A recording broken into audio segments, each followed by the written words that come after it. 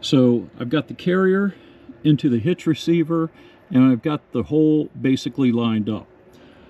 I put some anti-seize compound on the threads, and we installed the lock washer, then the flat washer. And we're going to place it in there, and we're going to get our wrench. Take our 25mm ratchet, and we're going to start screwing the bolt into the receiver.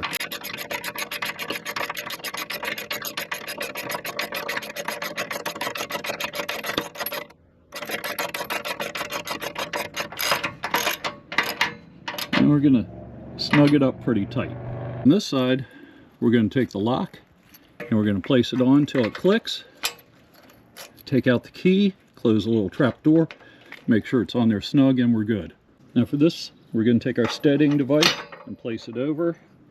Place it on the bottom so that the upside of it is on your hitch, like so.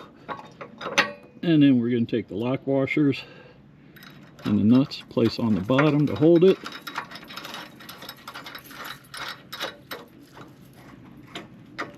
And tighten it. Same with the other side.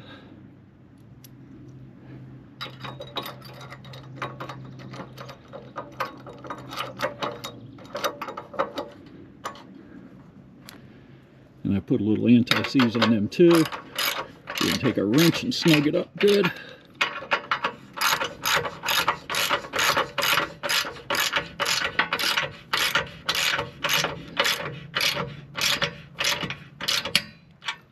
And that will hold it good and steady. And there you can see it's on the back of the Jeep in the stowed position.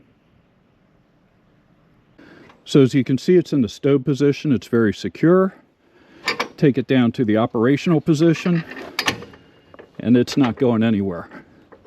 It's very sturdy and will not move back and forth, as you can see. You can lower it even further to get your hatch open, but on our Jeep it won't open.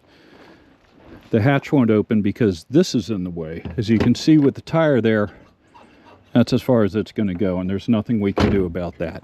We'll just have to live with it. So we'll take it back up to the operational position, and you can see works out very good. It's a very sturdy carrier, and we put it back up into the stowed position. So the next chapter, chapter 3, is going to be loading our 90-pound e-bikes. We'll load them and secure them. So we'll see you then.